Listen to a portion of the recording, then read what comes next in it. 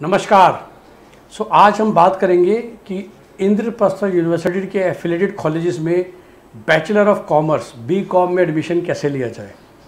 देखिए, Indraprastha university start जब हुई थी, मैं हमेशा कहता हूँ पहला उनका जो कोर्स लॉन्च हुआ था शायद 2001 की बात है, 1996 या 7 की बात है। तो जो आज हम जिसे हम Indira Gandhi university technical university कहते हैं, जो कि वुमेन इंजीनियरिंग कॉलेज है, वो शुरू हुआ था IGIT के नाम से, Indira Gandhi institute of technology under IP university. मुझे याद है कि उनका पहला कोर्स था। और काफ़ी सालों तक इंद्रप्रस्थ यूनिवर्सिटी एक प्रोफेशनल यूनिवर्सिटी के नाम से जानी जाती थी। दैट मीन्स कि वो लोग सिर्फ प्रोफेशनल कोर्सेज पढ़ाते थे, BTech, BBA, BGMC, law, MBA, MCA, BCA। लेकिन कुछ साल पहले जो हम कहते हैं कि generic courses like BCom honours, English honours, economics honours भी स्टार्ट किया गया। तो इस वीडियो में हम बात कर रहे हैं bachelors of commerce BCom honours के बारे में कि इसकी प्रोसेस कैसे है अगर आपको एडमिशन चाहिए इंद्रप्रस्थ यूनिवर्सिटी में BCom ऑनर्स के कोर्स में। जैसा कि हम जानते ही हैं कि वंस अगेन आपके 12th क्लास में 50% मार्क्स होने चाहिए अगर आपको BCom में एडमिशन लेना है। और वंस अगेन ये लोग ये नहीं कंसीडर करते हैं कि आपकी क्या बैकग्राउंड थी। तो वंस अगेन आप किसी भी बैकग्राउंड से हो, आप BCom ऑनर्स के लिए एलिजिबल हैं, तो आप 50% मार्क्स आपके होने चाहिए, तो आप BCom ऑनर्स में एडमिशन ले सकते हैं।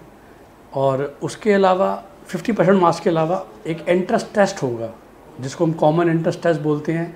फिर से आप कोड याद रखिएगा 146, ये CET कोड है जो कि आप याद रखिएगा to get admission into BCom honours.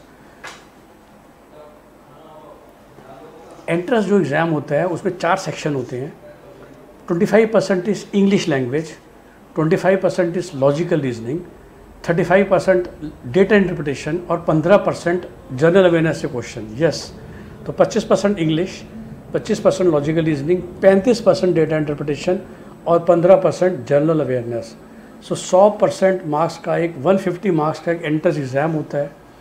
150 minutes का समय मिलता है, 600 नंबर का paper, 4 for every right answer, -1 for every wrong answer. तो ये टेस्ट के माध्यम से आपको एडमिशन मिलता है। क्लास 12 के 2 मार्क्स थे, वो सिर्फ और सिर्फ एक एंट्री क्राइटेरिया थे, जिसे हम बोलते हैं एलिजिबिलिटी क्राइटेरिया। उन 12th के मार्क्स का कोई रोल नहीं है। तो DU के एडमिशन्स में जहाँ पर प्योर फोकस 12th के मार्क्स पे था, और आपने सुना होगा कि अब DU में या सेंट्रल यूनिवर्सिटीज़ में भी एक एंट्रेंस टेस्ट आ रहा है, शायद इसी साल से आ जाएगा 2021 से। बट अभी भी वो लोग ये कह रहे हैं कि उसकी वेटेज 50% रहेगी और 50% अभी भी क्लास 12 के मार्क्स की रहेगी। इंद्रप्रस्थ यूनिवर्सिटी में क्लास 12 का marks is just entry eligibility criteria. तो अगर आपके 50% मार्क्स हैं तो आप पेपर में बैठ सकते हैं, लेकिन जो एडमिशन की सीट्स हैं उसमें 12th के मार्क्स का कोई रोल नहीं है। तो अगर आपके मार्क्स 97% हैं लेकिन एंट्रेंस में आपने अच्छा परफॉर्म नहीं करा, तो आपको BCom ऑनर्स की सीट भी नहीं मिलेगी इंद्रप्रस्थ यूनिवर्सिटी में, जो कि आपको DU में मिल जाती है या बाकी यूनिवर्सिटी कॉलेजेस में मिल जाती है अक्रॉस इंडिया। तो ध्यान रखिए, क्योंकि हमारा माइंडसेट रहता है कि भाई BCom ऑनर्स में तो हमें 12th की बेस पे सीट मिल जाएगी, क्योंकि हम सुबह शाम सुनते हैं ना DU में मिलती है।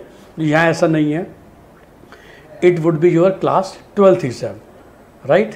तो ये आपका एलिजिबिलिटी क्राइटेरिया हो गया और सेम प्रोसेस चलेगा, क्योंकि मैंने बोला कि एंट्रेंस एग्ज़ाम फोकस्ड है। तो सबसे पहले आप एंट्रेंस एग्ज़ाम के लिए रजिस्ट्रेशन करेंगे। 146 आप CET कोड चूज़ करेंगे, वो फॉर्म भरते समय अपना एग्ज़ाम सेंटर चूज़ करेंगे, आपको एडमिट कार्ड मिलेगा, आप एग्ज़ाम में बैठेंगे, आपको रैंक मिलेगी जो कि मेरिट रैंक होगी, कॉमन मेरिट रैंक मिलती है। ऑफ कोर्स फिर बाद में पता चलता है कि अब दिल्ली रीजन भी हो, आउटसाइड दिल्ली रीजन में हो, चाहे 90% सीटें is for merit, 10% is management quota in most of the colleges. पर जो भी सीट है उसके लिए आपको ये एग्ज़ाम में बैठना ज़रूरी है। CET code 146। मैनेजमेंट सीट के लिए भी आपका एग्ज़ाम में अपीयर होना बहुत ज़रूरी होता है, इस बात का ध्यान रखिए। एक बार आपका रिज़ल्ट आ गया, फिर आप दोबारा से रजिस्ट्रेशन करते हो काउंसलिंग के लिए। जैसा कि हमने कहा, इंद्रप्रस्थ यूनिवर्सिटी में 5 राउंड चलते हैं, round 1, round 2, sliding round, conversion round and spot round. Step by step चलते हैं। ऑफ कोर्स अगर सीटें सारी राउंड 1 में ख़त्म हो जाएं और सारे बच्चे ही फ्रीज़ कर दें अपनी सीट को, तो राउंड 2 होगा ही नहीं। फ्रीज़ का मतलब ये होता है कि जब आपने राउंड 1 में काउंसलिंग करी, आपने पार्टिसिपेट किया, तो तीन ऑप्शन होंगी, या तो आपको सीट मिलेगी ही नहीं, तो अब राउंड 2 में दोबारा से चॉइस फिलिंग करोगे, या आपको राउंड 1 में सीट मिल जाएगी, आप लेके फ्रीज कर दोगे क्योंकि आपको अपनी मनपसंद सीट मिल गई है, कॉलेज में रिपोर्ट करोगे और काउंसलिंग प्रोसेस के से बाहर हो जाओगे, या आप आधा एडमिशन ले लोगे और फ्लोट कर लोगे। दैट मीन्स कि आपने इस सीट को ब्लॉक कर दिया लेकिन आप राउंड 2 के लिए भी अप्लाई कर रहे हो, तो जिस ऑप्शन को हम फ्लोट बोलते हैं। तो दोनों चीज़ें आप कर सकते हो और यही एक प्रोफेशनल काउंसलिंग कंपनी आपकी हेल्प करती है कि सम टाइम फ्रीज करना फ़ायदेमंद रहता है, सम टाइम फ्लोट करना फ़ायदेमंद रहता है। किस स्टेज पे आके हम फ्रीज करके काउंसलिंग प्रोसेस के बाहर हो जाएं बहुत इंपॉर्टेंट होता है। तो ये जो सारी स्ट्रेटजी है ये प्रोफेशनल काउंसलिंग कंपनी बनाती है, हम आपकी हेल्प करते हैं सब प्रोसेस को गो थ्रू करने में। हमारे चैनल को सब्सक्राइब कर सकते हैं आप, आपको रेगुलर अपडेट्स मिलेंगे। इस वीडियो को आप श्योरली लाइक कीजिए, कोई फीडबैक है तो कमेंट दीजिए, शेयर कीजिए यूट्यूब पर या लिंक को अपने फ्रेंड्स के साथ कीजिए। और आप हमारी पर्सनलाइज सर्विस चाहते हैं तो आप हमें कांटेक्ट कर सकते हैं and you can be our paid customer, जिसमें हम आपको अब से लेके जब तक आपका एडमिशन क्लोज नहीं हो जाता एंड टू एंड आपको हेल्प करते हैं। चाहे फ़िलहाल अपडेट्स देना, उसके बाद फॉर्म में रजिस्ट्रेशन करना और फिर पूरी काउंसलिंग प्रोसेस में हेल्प करना। ऑफ कोर्स एंट्रेंस एग्ज़ाम की कोचिंग हमारी कंपनी नहीं देती है, but we can surely recommend you the best coaching institutes available in your locality, उतनी हमारी नॉलेज है। सो ये सारी प्रोसेस है बीकॉम ऑनर्स में एडमिशन लेने के लिए अंडर आईपी यूनिवर्सिटी।